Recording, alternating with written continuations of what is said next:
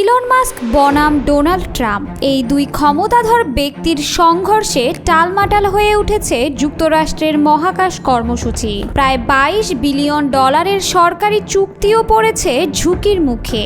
SpaceX এর ভবিষ্যৎ নিয়েও শুরু হয়েছে জোর আলোচনা। মাস্কের হঠাৎ ঘোষণা এবং পরে তার থেকে সরে আসা সব মিলিয়ে শুরু হয়েছে চরম অনিশ্চয়তা।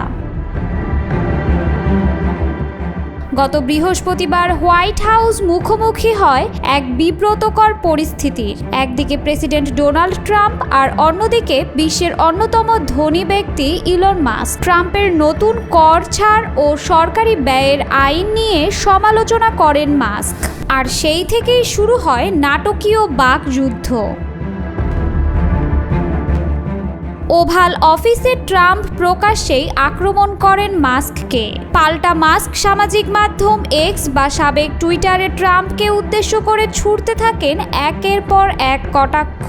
পরিণতিতে প্রেসিডেন্ট হুমকি দেন স্পেস এক্স এর সকল সরকারি চুক্তি বাতিলের। এতে ক্ষিপ্ত হয়ে মাস্ক জানিয়ে দেন নাসার ব্যবহৃত ড্রাগন স্পেসক্রাফট তিনি ডিকমিশন বা সেবা থেকে তুলে নিতে যাচ্ছেন, আর তাতেই কেঁপে ওঠে যুক্তরাষ্ট্রের মহাকাশ কর্মসূচি। এই ঈদে জামা জুতো অ্যাক্সেসরিজের ডিসকাউন্ট। নাসা বর্তমানে যুক্তরাষ্ট্রে একমাত্র যে যান ব্যবহার করে নভোচারী পাঠায় সেটি হলো স্পেসএক্স এর ড্রাগন।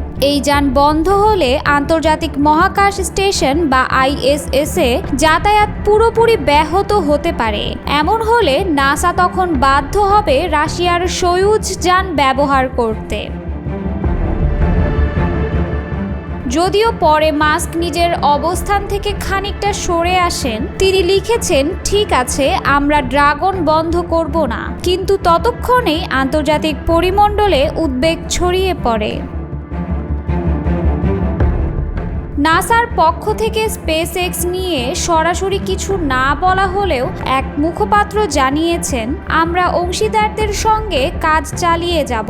তবুও প্রশ্ন থেকেই যায়, প্রতিশোধ নিতে প্রেসিডেন্ট ট্রাম্প কতদূর যেতে পারেন।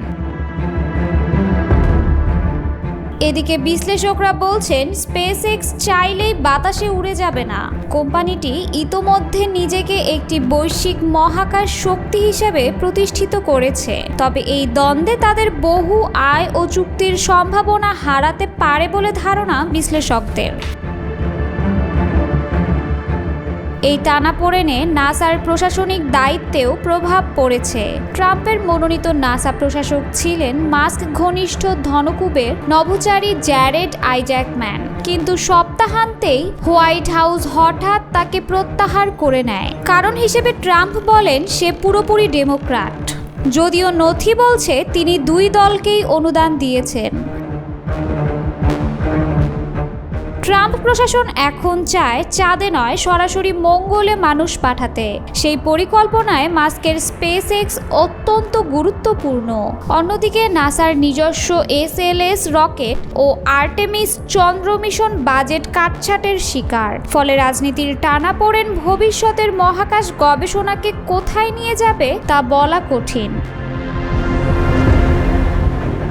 যুক্তরাষ্ট্রের মহাকাশ গবেষণা শুধু প্রযুক্তির নয়, এখন স্পষ্টতই হয়ে উঠছে রাজনৈতিক লড়াইয়ের ময়দান। ট্রাম্প বনাম মাস্কের এই দ্বন্দ্ব ভবিষ্যতের চাঁদ ও মঙ্গলের পথে কোন ছায়া ফেলবে সেদিকে তাকিয়ে গোটা বিশ্ব।